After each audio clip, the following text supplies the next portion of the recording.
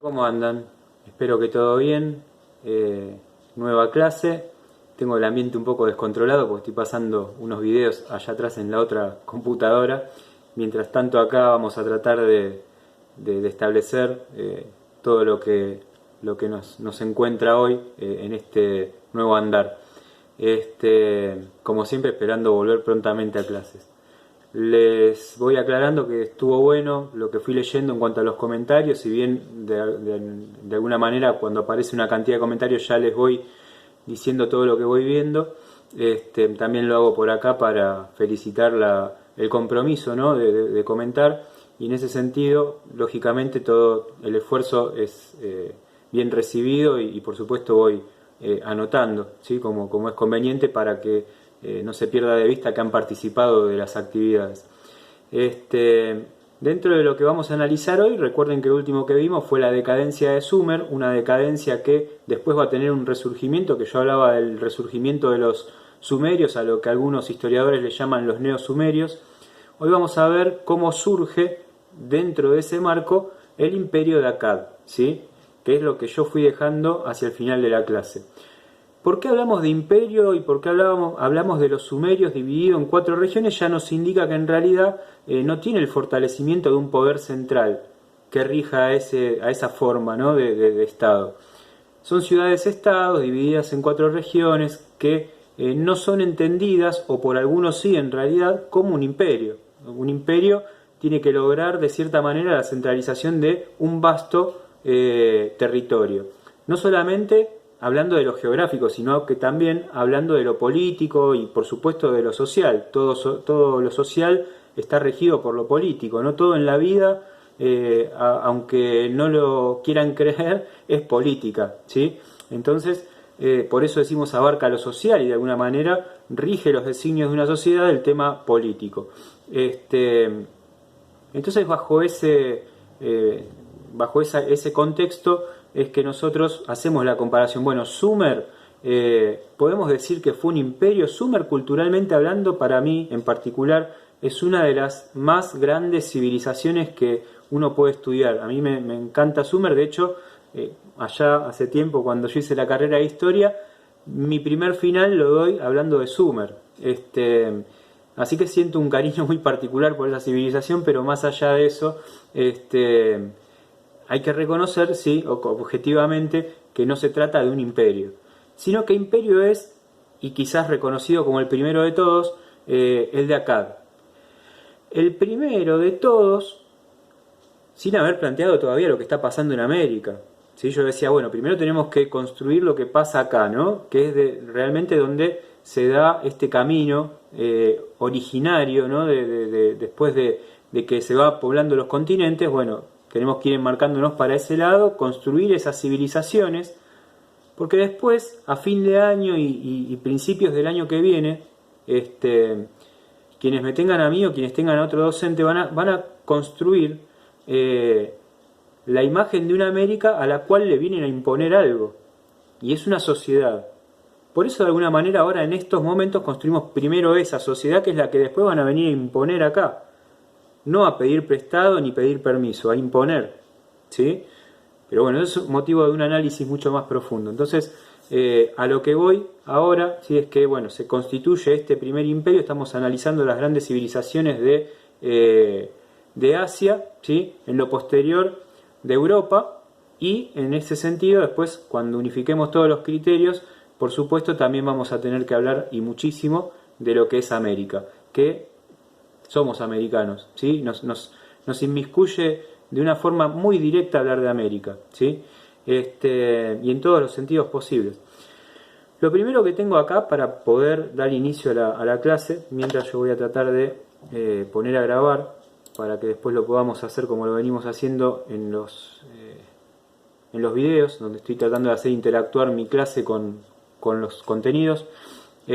Acá, ¿sí? Es donde tenemos la zona de Irak e Irán, ¿sí? Que es donde nosotros vamos a estar ubicados en tiempo y en espacio. Acá abajo chiquitito está Kuwait, ¿sí? ¿Se acuerdan el mapa que habían hecho? Vamos a ir agrandando para que se pueda enfocar un poquito más el río Tigris y el Éufrates. Bien. Entonces, hablando, ¿sí?, de todo este espacio geográfico que nosotros estamos recorriendo, ¿sí?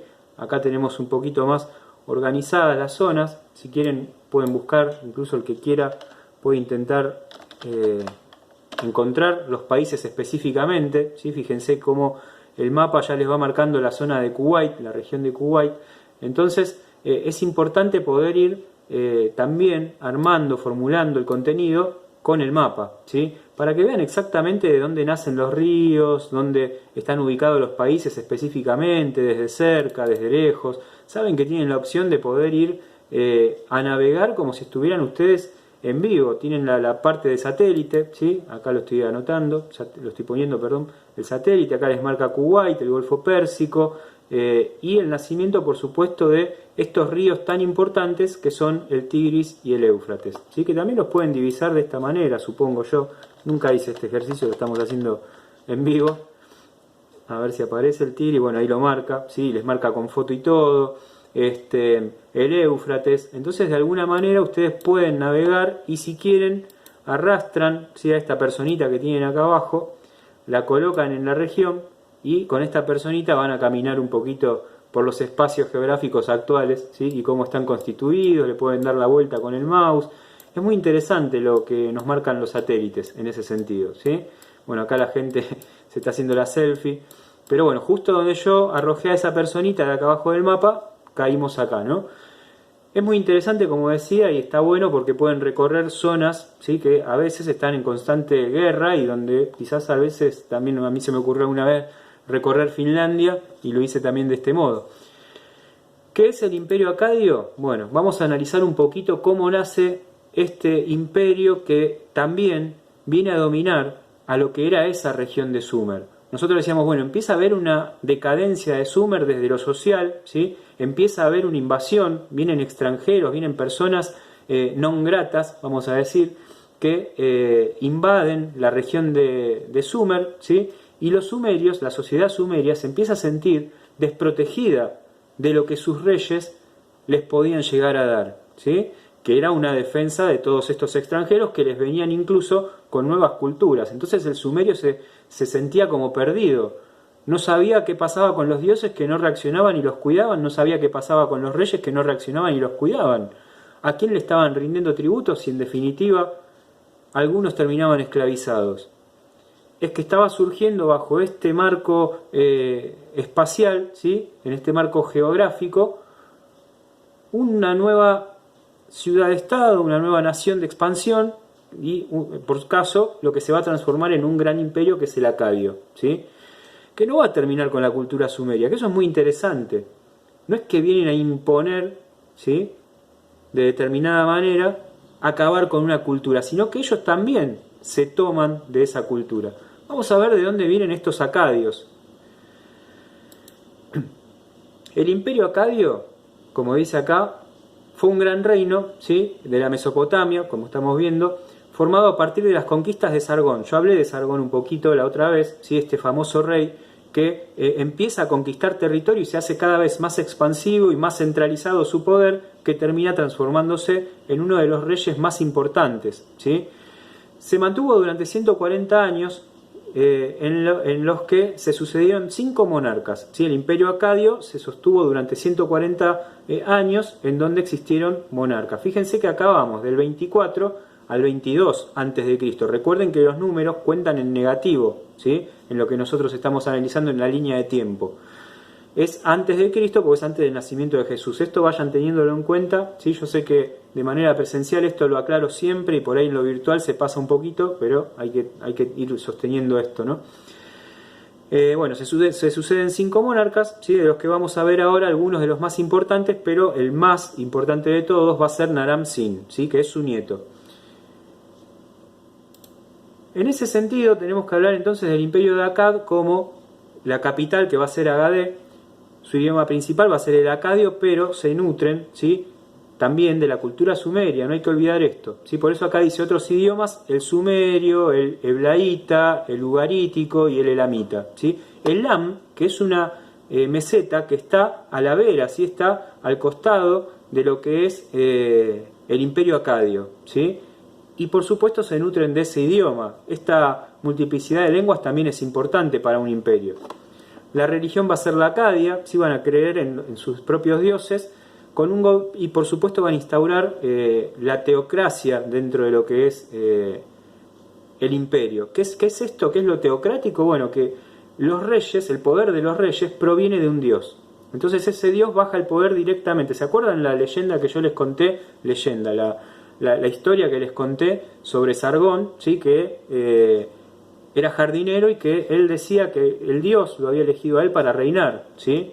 Entonces ahí es donde se instaura esto de la teocracia, ¿no? El gobierno teocrático, el poder divino baja de Dios, entonces el soberano es un rey en la tierra. Y se va a producir dentro de lo que es la edad de bronce, ¿sí? En la historia. La anterior era la edad de piedra, recuerdo. Acá tenemos el mapa de Mesopotamia, así que un poquito ya lo venimos viendo. Yo hace un ratito les acabo de marcar un poco la Mesopotamia desde otro lugar, desde la construcción del satélite.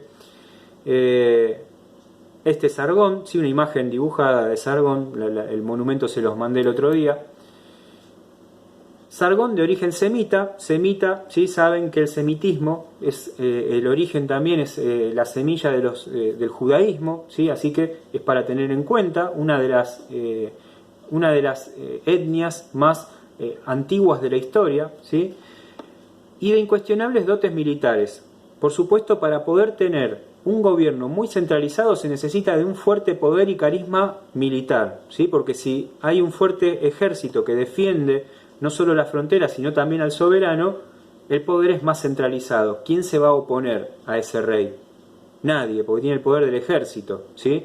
Además de que por medio de la religión, y esto de la divinidad del soberano, va generando una irradiación de su poder, es decir, una mayor cantidad de poder ideológico, ¿sí? Entonces, aquel que no se sumaba desde el lado de la ideología era cooptado por el lado de la imposición militar. Fundó una nación muy poderosa bajo una nueva dinastía, ¿sí? Dinastía es el poder hereditario, el que se hereda de padre a hijo, de hijo a hijo, ¿sí? Así sucesivamente. Entonces vamos a encontrar al nieto de Sargón como era Naram-Sin, etc., dentro de lo que va a ser el reinado. Y nadie se oponía, insisto con esto. A Sargón hay que reconocerle el honor de haber sido rey del primer imperio de la historia, ¿sí? Acá dice lo mismo que yo les estaba diciendo hace un ratito. Sargón organizaría un ejército de 5.000 hombres armados y entrenados como no había existido hasta entonces. Los sumerios, mucho menos preparados, no tuvieron otra salida que pagarle el tributo, es decir, que rendirle el tributo al imperio de Akkad, es decir, someterse al poder de Akkad. Ahí lo vimos pasar a Sargón de nuevo. Adiós, Sargón. La dinastía acadia, así como va a estar conformada, Sargón va a fallecer en el 2280 a.C., ¿sí? En un pleno conflicto. Esto significa que el imperio acadio no es que reinó tranquilamente, sino que también tenía oposición. Y va a tener una muy fuerte oposición de parte de los gutis, que van a ser como una especie de pastores, ¿sí? Si se quiere, que andaban rondando por todas estas regiones, ¿sí? Por las afueras de estas regiones para intentar entrar, ¿no? Y no se va a tratar de cualquier tipo de pastoreo. Son pastores que tienen fuertes condiciones militares también, que son bárbaros, ¿sí? La sucesión recaería en su hijo Rimú, quien tendría que lidiar con los alzamientos de Ur, Uma y Lagash, porque a todo esto estamos hablando también de que va a haber una resistencia sumeria, que es lo que yo decía también que va a servir para el resurgimiento de la cultura sumeria. Rimú murió asesinado en una conjura, siendo reemplazado por su hermano Manishtusu. Este proseguiría con la política expansiva de su padre, logrando ampliar los límites del imperio más allá de Elam. Es decir, que intentaría superar a esa meseta, pero no pidiéndole permiso. O te sumás o te paso por encima, ¿sí? Porque la idea de un imperio es justamente la expansión. Y el problema de un imperio es demasiada expansión. ¿Se entiende? Lo mismo que es el poder de ambición que busca un imperio, a la vez es la misma forma en la cual los imperios se caen. Mucha expansión, ¿sí? Ténganlo presente porque eso lo vamos a ver con Roma. Desgraciadamente para él, Manishtusu correría la misma suerte que su hermano, muriendo asesinado. Naram-Sin uno de los grandes reyes también de la historia, su hijo y sucesor, el nieto de Sargón, también se vio obligado a hacer frente a una coalición de soberanos rebeldes que, tras cruentas batallas, terminaría sometiendo Naram-Sin, para lo cual se va a hacer una estela, ¿sí? Naram-Sin va a mandar a construir una estela, por supuesto que va a hablar bien de él, y que habla de cómo Naram-Sin era un rey que aplastaba a sus contrincantes. ¿De qué creen que serviría? Preguntaría yo en clase. Tener una estela es un monumento, es una tabla que cuenta algo, ¿sí? Como nosotros venimos viendo, nada más que convertido en monumento y para toda la humanidad en este caso, pero en realidad en ese momento para todo su pueblo. ¿Qué creen que contaría una estela? ¿Por qué la necesidad de hacer una estela monumental que cuente que él era un rey que aplastaba a las personas? Bueno, tiene que ver justamente con que Naram-Sin quería contarle al mundo que él era un rey muy poderoso, ¿sí? Y que a cualquiera que se metiera con él iba a correr el riesgo de ser aplastado, ¿sí? Y por eso generaba desde el temor también contar esta historia, ¿no?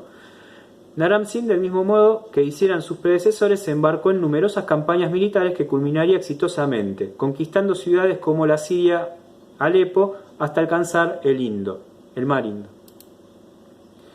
El imperio acadio empezó a debilitarse cada vez más con la llegada al trono de Yarkali-Yarri. El problema de esto es que yo decía recién, bueno, mucha expansión. Cuando hay mucha expansión, después hay que sostenerla. Entonces, en cuanto a los reyes, que en la línea sucesoria van sucediéndose por uno, otro y otro y otro, a medida que pasa el tiempo, se van debilitando de alguna manera. Y si los reyes no tienen ese poder, ese fuerte poder, indefectiblemente van a empezar a decaer. Y esto es lo que le va a suceder a aquellos que dentro de la dinastía venían a reemplazar a Naram-Sin. Acuérdense que empezamos con Sargón, ¿sí? Y su fallecimiento y bueno, después la línea sucesoria. Y había que sostener algo que Naram-Sin había expandido tanto. Las guerras constantes para defender las fronteras de los pueblos limítrofes no daban un respiro a un imperio que poco a poco empezaba a desmoronarse. Acá tienen el arte acadio, que es un poco lo que yo hablaba. Fíjense la imagen del soberano, grande, ¿sí? Fuerte y aplastante. Fíjense acá abajo, ¿sí? Esto está bueno cuando lo analizamos también en clases porque yo les paso la imagen y ustedes me dicen qué es lo que ven. Acá lo hago yo. Del arte del periodo acadio se conserva muy poco.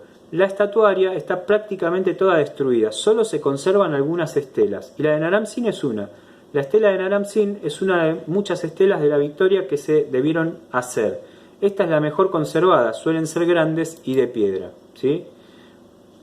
La economía de los acadios estaba muy relacionada con su actividad conquistadora, ¿sí? Porque a medida que uno va conquistando va adquiriendo terrenos, va adquiriendo esclavos, ¿sí? Los esclavos se encontraban mayormente en las guerras, se sometían a esas personas a la falta de libertad y esas personas por supuesto eran las que sostenían de alguna manera el poder del Estado, ¿no? Nadie les pagaba por su trabajo, por supuesto. Entonces el esclavo siempre va a ser como un instrumento de guerra que por supuesto sostiene desde abajo al Estado y a la vez el campesino, ¿no? El que tributa también sostiene al Estado. En este caso estamos hablando de un imperio. Imagínense en tanta expansión cuántos esclavos, cuánto trabajo forzado generó. Y por supuesto los grandes botines de guerra, es decir, si se digna a alguien atacar a un espacio, ¿sí? Como al sumerio, por supuesto se van a llevar un botín de guerra y eso va a enriquecer cada vez más al Estado. De hecho, su afán expansionista se dirigía muy particularmente a controlar las rutas por las que llegaban a Mesopotamia todas las materias primas, es decir, que tenían el poder centralizado de la economía, del comercio de ese momento. Estamos hablando de materias primas necesarias, ¿sí? La religión acadia, Sumeria, tenía el privilegio de ser la primera gran civilización de cuyas fuentes bebieron posteriormente muchas culturas, ¿sí? Por eso digo que la cultura sumeria no desaparece, se va transformando también en el tiempo. La religión es uno de los más claros exponentes. Los mitos sumerios están recogidos en muchos libros sagrados de distintos pueblos, incluida la Biblia. Es muy particular la historia que yo les contaba del diluvio sobre este asunto, ¿sí? Se creía que el diluvio, ¿sí? Estamos hablando de la vieja Sumeria, que el diluvio había sido una gran inundación que se dio entre los ríos Tigris y Éufrates. Y ese diluvio se entendió como el diluvio del mundo y el enojo de los dioses para con la humanidad por todo lo mal que estaban haciendo. Y después aparece en la Biblia una historia, ¿sí?, muy parecida, que tiene que ver con el diluvio de Noé. Bueno, ese es un paralelo, ¿sí? En el caso de los acadios es aún más patente, debido al contacto directo de ambas culturas y la asimilación que hicieron estos de la cultura sumeria, que es un poco lo que explicaba al principio. Para los historiadores resulta particularmente difícil establecer qué aspectos religiosos eran de ámbito estrictamente acadio o cuáles se correspondían con la herencia sumeria. ¿Sí? Es muy interesante lo que pasa con Sumer. Por eso decía, es una cultura que se va trasladando en tiempo, y algunos de ustedes me decían que lo interesante de la cultura sumeria justamente era la escritura, ¿no?, que por eso trascienden. La evolución de la escritura, bueno, acá tienen el simbolismo de la escritura, ¿sí? La escritura acadia, los acadios adquirieron en la cultura sumeria un tipo de escritura carente de letras ni grafías, de sonidos puros, ¿sí?, únicamente grupos fonológicos formados por sílabas. Es decir que el fonema lo que generaba era una sílaba, una separación por sílaba que construía una palabra. El fonema, ¿sí?, generaba una separación en sílaba que, si tenemos dos, ¿sí?, fonemas, dos sílabas, forman una palabra. Esa era la manera de escribir de los acadios, ¿sí? Bueno, acá tienen un poquito la muestra. Vamos llegando al final del preci. Gracias. De nada. Bueno, eso es lo interesante, ¿sí?, de la cultura acadia, ¿sí? Mientras yo tengo acá un cuadro que es el que les voy a dejar a la vez para que pasen a la carpeta, en donde hablamos, recorrimos, ¿sí?, el desarrollo de la cultura y la decadencia de Sumer. Surge el imperio acadio con un Sargón muy fuerte, pero también con un Aram-Sin, forma de gobierno centralizada, imperio en expansión constante, conquista Elam, lo pasa por encima Elam, diría yo, gobierno teocrático, ¿sí? Se reemplaza el Lugal, porque el Lugal, acuérdense, en Sumer, era esa persona que estaba arriba en la pirámide, pero que en realidad es de una región dividida en 4, con lugalensis que de alguna manera trataban de administrar eso, ¿no? Fuertes imposiciones por parte de Akkad, el idioma, ¿sí?, lo que ya estuvimos analizando recién, porque ellos hablaban acadio, y que se va a producir también con las invasiones de los gutis al imperio de Akkad, más la oposición que surge en la ciudad de Ur, sobre todo, el renacimiento sumerio desde las ciudades de Elam y Lagash, ¿sí?, en fuerte medida. Entonces acá tenemos que analizar, ¿sí?, qué es un imperio, que es lo que yo tengo acá anotado, ¿sí?, porque después vamos a pasar incluso a ver una nueva forma de imperio, en donde se va a dar algo muy particular y muy interesante, y que al día de hoy, si ustedes van a la universidad a hacer abogacía, todavía se sigue analizando. Por hoy suficiente, ¿sí? Les voy a dejar este cuadro, les voy a dejar algunos textos del imperio acadio, un solo texto en realidad, y el mapa que tengo ahí. El mapa un poco ya lo estuvimos viendo acá, pero igualmente en la foto va a estar, así que bueno, tienen para entretenerse un ratito. Actividad de hoy es esta, ¿sí? Vean la clase, organícense, porque acuérdense que el miércoles que viene vamos a estar charlando un rato con la evaluación, ¿sí? Vamos a estar tratando de cerrar el contenido. Un abrazo, saludos, me alegro de estar un poco más conectados por el Classroom, es una buena manera de ir conociendo trabajos y maneras de construir contenido. Un saludo grande.